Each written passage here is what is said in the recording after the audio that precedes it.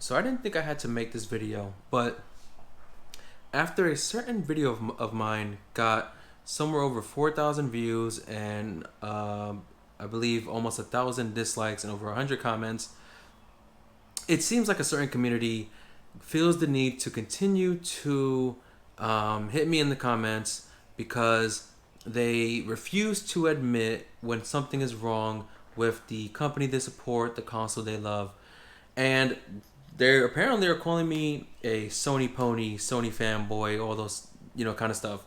So let me just say first off, the only console I've been playing mostly in the past few weeks, maybe a couple months, has been my Nintendo Switch. Okay, I play my Xbox from time to time when I'm playing online with some friends, and I haven't really played my PlayStation in months. Okay, I think last time I actually fully played my PlayStation was in December. Okay, so what I'm gonna do today is I'm going to list off a number of pros and cons that I can think of for all three consoles: PlayStation, Switch, and Xbox. Okay, and this is to serve as the purpose of showing you and telling you that I'm a fan of all three consoles, but also showing you and telling you why you need to be able to criticize your favorite companies and your favorite consoles when they do something wrong. Okay, I understand defending what you believe in, defending your favorite console, but you gotta be willing to admit when they done wrong. So I'm gonna start this list with Sony and PlayStation. Now, with Sony and Microsoft, this will kind of be different items or to talk about for the current gen consoles and the previous gen consoles. So the PS4s, the 5s, the Xbox Ones, and the Series X and S or whatever. So with Sony first, we're going to talk about the PlayStations and what's wrong with the PlayStations, okay? Number one is that the controllers don't really have the best battery life, okay? With the PS4, the standard controllers had crappy battery life. They eventually released an updated one with an improved battery, but it's still it wasn't something to be really excited for, okay? As with the PS5 and the DualSense, I'm hearing mixed things about whether or not the battery is worse or better. I think it could be worse given all the extra features those controllers have, and I also think that it could be improved if you're limiting those features for the controller. But as far as I know, the battery life in the controllers are not really that good on the PlayStation consoles.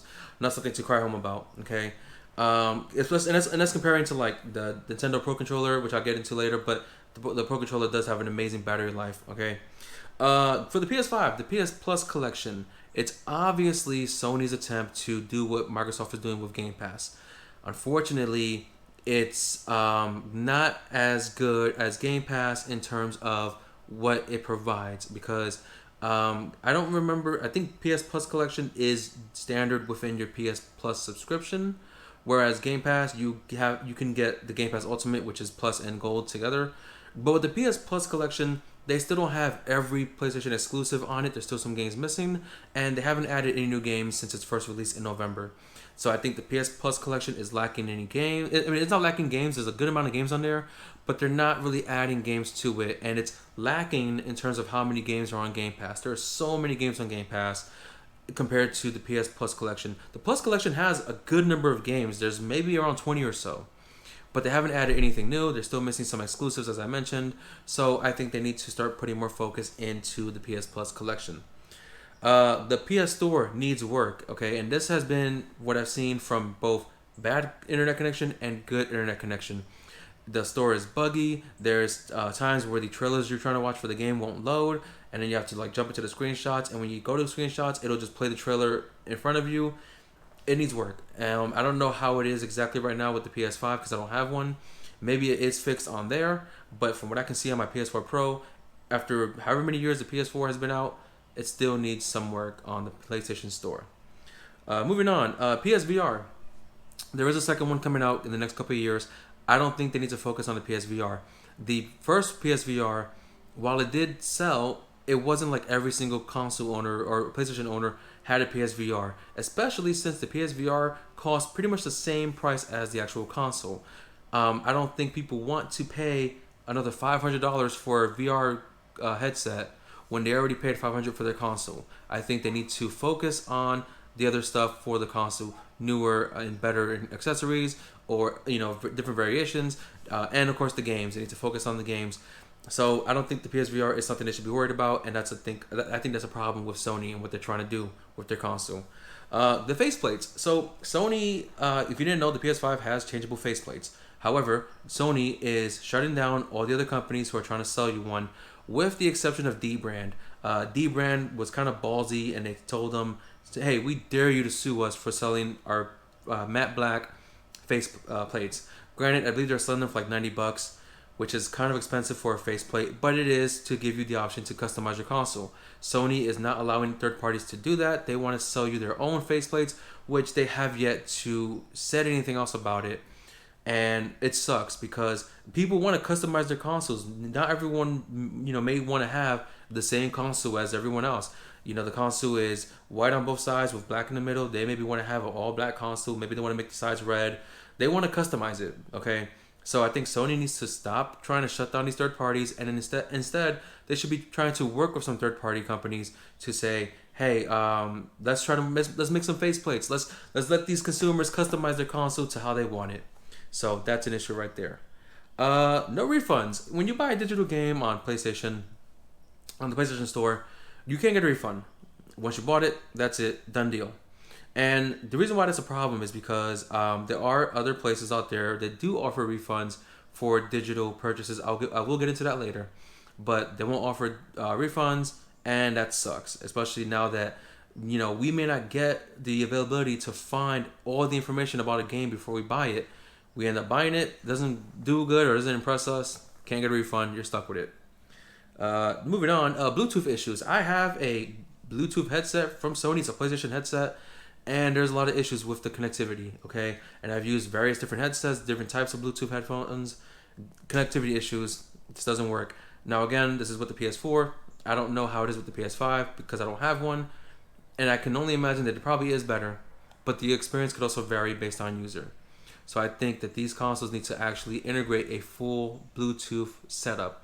And Sony is guilty of that. They have yet to put that in as well. Moving on, Sony's Party Chat, in my opinion, sucks. I used it various times and I had to quit using the Party Chat because of how bad it was. It was bad with connectivity. It was hard for them to hear me or me to hear them. It was hard to keep us connected. That is, again, both with bad connection and great connection. So we ended up having to use Discord as an alternative. So Sony, if you didn't work on it yet, you need to work on the Party Chat of your consoles. The controller is uncomfortable. I don't know about the PS5. It may be a bit more comfortable because of the size, but at least with the PS4, this thing is uncomfortable. It's very uncomfortable. It's to the point where I can't even play Street Fighter on it because of how uncomfortable it is and how much it hurts my hand trying to do the combos on that little controller. It's just uncomfortable. I hope that the PS5 controller, the DualSense, is more comfortable because of the bigger size. But I also am not really a fan anymore of the two analogs on the bottom. I've gotten so used to the other consoles having one on top, one on bottom. So I think Sony needs to change that as well because it's not comfortable. Okay. Now we're gonna move on to the pros of the PlayStation because that's the end of my list for the cons. That's all I can think of right now. So we'll go into the pros, and that is, of course, number one, their exclusives. It's not up for debate when it comes to exclusive titles. Sony is up there on the top next to Nintendo, okay? And it's unfortunate that Microsoft doesn't have, that many amazing exclusives as these other consoles. They may now, with the new console and with the new deals they're making with all these developers, they may finally be able to compete with exclusive titles. But until we see it happen and until we see them actually being released, Sony does sit up there with Nintendo on their exclusive titles. The controller, while it is uncomfortable, it is rechargeable. You just plug it in and charge it up. It's 2021, and I think every console should have a controller that is rechargeable and does not need batteries. I'll get into that later, and when I'm going to talk about it. But the controller is rechargeable, especially the newer ones does use USB-C, which is now used almost everywhere. My phone has USB-C, my headphones have USB-C, my Switch. So the PS5 does have USB-C. The new Xbox has USB-C. My Mac has USB-C. You get it. So rechargeable controllers and USB-C, great. When you're recording gameplay on PlayStation, you can have up to an hour of recording. Now, with that, you also have to know that the larger the video size is, the harder it'll be to copy it onto your computer from a flash drive. I think you can't copy a video that's over 4 GB. So you can record a 60-minute video if you want. Just have luck trying to transfer it. But the good part about it is the fact that you can record up to 60 minutes without a capture card, without any other extra requirements like another hard drive or something. That's good. With the PS5 controllers, you have the motion sensors and the adaptive triggers, so it does give you a much more realistic feeling, as if you are experiencing the game more than just your visual. You now can feel the game. That could also attribute to the lower battery life, but it's about the immersion. You're feeling more immersed in the game, so that's good right there. And that's enough. That's all for my pros on the PlayStation. Like I said, it's all I can think of at the moment.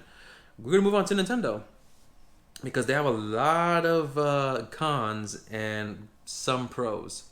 So with the cons, no themes, no wallpapers. The 3DS had themes. The 3DS even had a camera so you can take pictures. The Switch has no wallpaper option, no theme option. People are saying Nintendo is lazy because they don't want to put it in.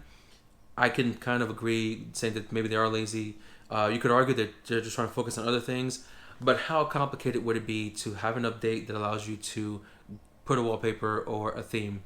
They even had an update where you can transfer your recordings and your screenshots to your phone with a QR scanner. It hasn't been good for me. I haven't been able to get it to work. But they can put themes, especially if the 3DS had it. They could put themes. Let's see. 30 seconds to record games. That sucks. You can only record max 30 seconds of game. Granted, it's easy. You just hold the record button and it records the last 30 seconds you did. But not only is it a problem that you can only record 30 seconds of gameplay, but not every game will allow you to take screenshots and or record video. For example, I could take a screenshot in Smash Brothers, but I can't record videos. I can't take screenshots in Ultra Street Fighter 2 during certain parts of the game, like the art gallery. You can't take screenshots there. And you can't record videos. How is Ultra Street Fighter 2, which looks like a very simple game to me, not allow for gameplay recording? So not every game allows the recording, not every game allows screenshots, and those that do allow recording, it's only 30 seconds. Nintendo, fix it. They also, their online sucks. Their connection is terrible. When you try to play Smash Brothers online, it's pretty bad. Mario Kart did seem to run pretty good for me compared to Smash Brothers Online. But Nintendo does have issues with their online connection. A lot of people talk about it. You know about it. It's just not on par with these other consoles. And to add on to that, the other problem with Nintendo in terms of their online, let's see if I can find it. I just had it here.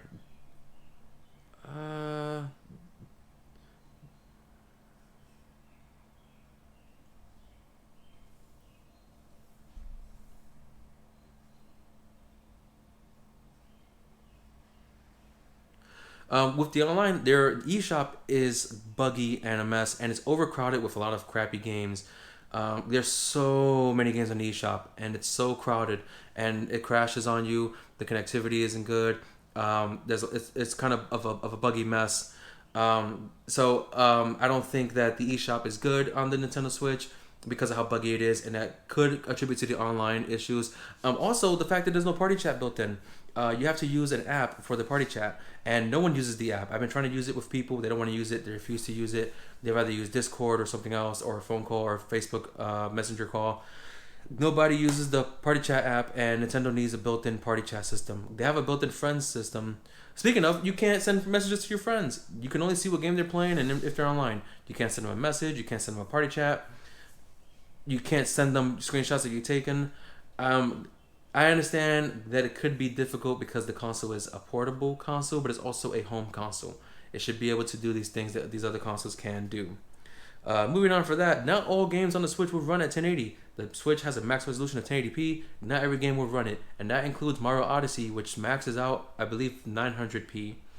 Xenoblade Chronicles Definitive Edition was one of the worst resolutions of any game on the Switch because it runs 720p docked, and I believe 500 or something like that handheld, which is just ugly. That's just ugly. Okay.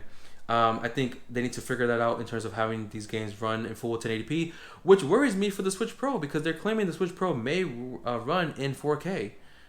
I don't think the games are going to run full 4K. I just don't. So that's another issue there. The Switch only have 32 gigabytes of internal storage. You have to get an external memory card, and it has to be approved by Nintendo for it to work. I once had a 3DS with a Samsung card, and the card didn't work. I had to buy another SD card. Luckily, SanDisk is a trusted company with Nintendo, so you can get a SanDisk card. But the internal storage is only 32 gigabytes. People may not have the money for the SD card when they get a Switch, and they're kind of screwed if they're gonna get some digital games. Even some physical games do require extra download size, and it's gonna eat up their space. Mortal Kombat on Switch, I believe, is a 32 gigabyte download, so you can't play Mortal Kombat on Switch without an SD card anyway. So I think that's an issue. Joy-Con drift is an issue. You know what it is. Your Joy-Cons will start drifting, and the analogs will mess up. They did have an option last year to send your Joy-Cons to Nintendo, and they'll fix it for you. But it shouldn't be an issue. You guys should fix this because we're paying all this money, especially the Joy-Cons. They're expensive, and you have Joy-Con drift. Ridiculous. Switch tax. If you didn't know this, a game that may cost one price on PlayStation and Xbox will cost more on Switch because you got to pay for the price of the cartridges because they cost more to manufacture. And I think it's because they're not as common as a disc is. So you have to pay more to play more. And that's unfortunate because these third-party developers like the Mortal Kombat games and the 2K games, they don't pay extra for the bigger space cartridges. So you have to download the extra storage. They want to save costs by not paying for those extra cartridges. Let's see. I don't know if this is a problem anymore, but it was at one point. If you use a third-party accessory with the Switch, it'll most likely brick your Switch, and you would have to buy a new one for it to work.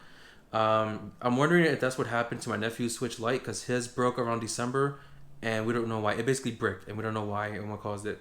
So it could have been a third-party accessory that caused it. We don't know. But I don't know if it's an issue now. It might still be. But just keep that in mind.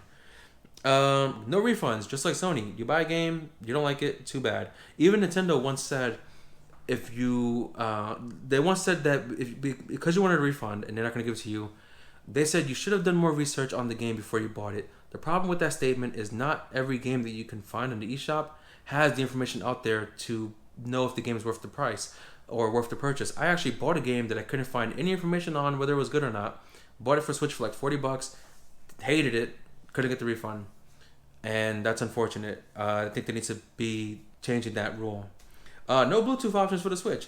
It's a portable console, guys. You telling me I can't connect a Bluetooth headset without a third-party accessory?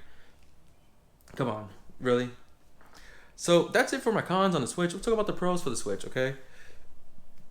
Number one, you can take it with you, okay? It's a portable console. You can take it out of your Switch and go. You can have a buy a Switch Lite and it's just portable. So there's that option, which is great. Number two, it is a bit more customizable than the other consoles. People are changing their Joy-Cons. I changed mine. You know, if you can see here, it was once the neon red and blue. I changed them to now they're black because I bought the Mario Red Switch, and I figured instead of having the red and blue theme, just like my YouTube channel, I'm going with the red and black theme. So there is a bit more customizable options for the Switch. There are also people who do change the actual Switch body. I wouldn't do it because I don't want to mess my Switch up because I'm not skilled enough to do it. But you can customize your Switch if you want to. It avoids your warranty, of course, but I find that as a pro that you can customize it. There is so many accessories for the Switch. So many cases, chargers, controllers. So many controllers, wired and wireless, and both for GameCube type and Pro Controller type for the Switch. So many accessories, and that's a great thing because it gives people the opportunity to get the accessories that they feel best matches their personality. The motion sensors and the IR sensor, just like having the motion controls. If you're playing Ring Fit, you can use the IR sensor on the bottom of the Joy-Con. This one, you can use it to check your heartbeat or your heart rate on Ring Fit. It also allows you to do these fitness games, these dancing games. Allows you to do different things with motion sensors like Breath of the Wild using a bow and arrow, or if you want to drive with gyro controls. So I don't personally use gyro controls, but there are those who do use it and love it. So they have that. They say gyro controls is good for Splatoon. I don't play Splatoon, so I wouldn't know. They also have really good exclusives. The Mario games, the Zelda games, Pokemon. Everyone loves Pokemon. You can't tell me you don't love Pokemon. You can't tell me you're watching this video and you don't like Pokemon. and Pokemon is only on Nintendo. So they have all these great exclusives, just like PlayStation does. But actually, I forgot to mention this con about their exclusives, because while Nintendo does have good exclusives, a con for that is that their first party games, no matter how old they are, won't drop down in price unless it's a sale or a Black Friday, or if they become like one of their greatest hits like the 3DS had. Because Majora's Mask on 3DS was $40 for a majority of its release, and it wasn't until the end of the 3DS where it dropped down to $20. For the Switch, Breath of the Wild, Mario Odyssey, ARMS, Smash Brothers, they're still $60. Splatoon 2 is still $60 full price. It's currently on sale for like $50 for Easter, I believe.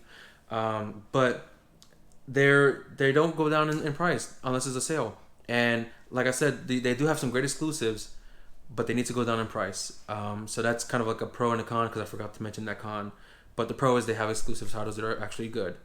Family friendly and co-op. I'm gonna put those two together because that's what it is. The Switch is very family friendly. It is also adult friendly, because there are adult games like Doom and Skyrim, and apparently Leisure Suit Larry is on the Switch. But it's family friendly. It's co-op. When I got this Switch, I bought Mario 3D World and I played with my family. We beat the whole game together, and it was a lot of fun. And it's co-op. You can play with people in the house. Even with one Switch, you have two Joy-Cons, two players right there. And if you don't want to pay the expensive price for the Pro controller, which is like $80, you can buy a third-party controller for around $40 to $50, and then a wired one for like $25. So if you want to buy cheaper accessories just to play with people in the family, you could buy a couple controllers for $25 a piece, and you got your family session. So there's the pros for the Switch that I can think of. Finally, in this long video is Microsoft, and we're going to talk about some of the cons that I can think of and some of the pros I can think of. So number one, not many exclusives. That of course is going to change now with the Bethesda deal and any other deals that they're going to make going forward with other developers. But for the longest, you know this just as well as everyone, they haven't been putting out the same number of, or they haven't been putting out a lot of exclusives like the other consoles, and the exclusives, in my opinion, haven't really been hitting the mark. A lot of people didn't really like Halo 5. I personally didn't like Forza Horizon 4 as much as I like Forza Horizon 3. There are people who didn't like Gears of War 5. There are people who didn't play Cuphead. There are people who didn't play Sunset Overdrive. So while Xbox does have exclusives, they're not producing as many exclusives as these other consoles, and their exclusives are not really hitting the mark as these other consoles. And we all need to admit that when we know that it's the truth. Gameplay recording. So you can record gameplay on the Xbox, and you can record longer than the Switch, but I think you're only maxed out at about, I can't remember if it was a minute and a half to about 5 minutes. Unless you have an external hard drive designed for capturing footage. I have an external hard drive for my games, so if you want to use one for footage and games, you have to buy a second one so that you can record up to, I believe, an hour of gameplay on the hard drive. And that's only good in the sense that on PlayStation, you can't transfer a 60-minute video without splitting it into multiple videos. Whereas for the Xbox, if you're recording it onto a hard drive already, I'm sure you could just unplug the hard drive, put it in your computer, and you have your hour-long video recording. But the problem is you need to have the hard drive, which can cost you like $80 or above. So they need to increase the recording size without the need of a hard drive. The interface, in my opinion, is complex. It's hard for me to find what I'm looking for on my Xbox with the interface. I use my Xbox often enough to where I should know where everything is and how to find everything. To me, it's just a bit more complicated. Other people find it a lot easy to understand. That's great for you, but not so much for me. I can't really work with it. Okay. The controllers, they still use batteries. It's 2021, and with the new Xbox coming out last year, they're still using batteries. I've heard the argument that a controller with battery use will last longer than a rechargeable controller. But these rechargeable controllers will last you a long time anyway. Unless you're playing 24 hours straight every day, plugging your controller in and out, of course you're going to kill your controller a lot quicker. But come on, guys, you're still using batteries for your controllers. And it's worse when they will sell you a external battery pack that you can keep in your controller and just plug in and out. I think what they should do is they should include an external battery pack that you can charge and, you know, keep charging on your controller, and then they could sell you one that has more battery life if you want to buy that option. But 2021, you're still using batteries in your controller. Like, come on, guys, we got to change that. No Bluetooth options. They just now recently got a wireless headset, which sold out quickly, which was shocking because I was trying to get one and I completely forgot about it. sold out. I don't know how good it is. I heard some videos that it could be better, but for years they didn't have a wireless headset option. They now do. But there's also no Bluetooth connectivity options out there for the Xboxes. Maybe I don't know about the Series X. I don't think there is at all. I haven't heard anyone mention any Bluetooth options on there, so I'm just gonna say they don't have any. But if I'm wrong, let me know. Now for the pros, and this is where I'll end my video by saying the pros of the Xbox, because I couldn't find much. There's a decent amount of pros there. So we'll start. Game Pass. Of course, Game Pass is a pro. Game Pass is amazing, especially Game Pass Ultimate. You get all those games you can play. You get the online included. You get the free gold games every month if they're still doing it. I haven't been paying attention. But Game Pass has so many games, so many options, and they're continuing to add more games. So, of course, Game Pass is a huge pro for Xbox, okay? Refunds are available. Yes, you can get a refund on games you purchase on their Xbox store. I've gotten 2 refunds from Xbox for 2 different games very successfully. It is a bit more complex than Steam. You do have to contact Xbox and talk to a representative about it, explain your situation. But you can get a refund from Xbox, and I appreciate that. The controller is very comfortable, even to where I'll go to a Best Buy and I'll see the new controllers for the Series X.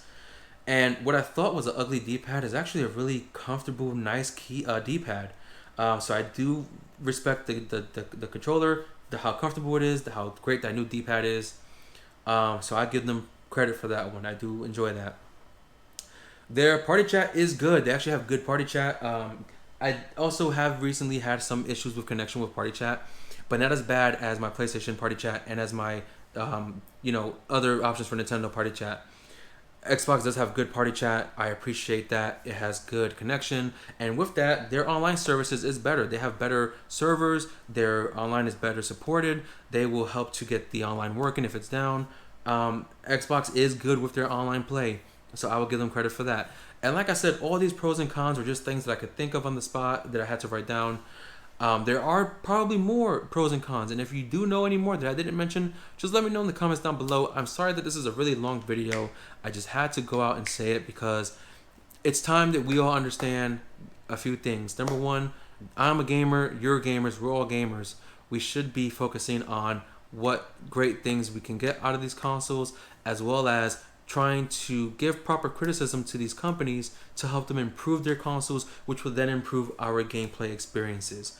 With that being said, of this almost half-hour video, I'm Anthony Olan Tech. Thank you for watching. Don't forget to like, maybe subscribe if you want to.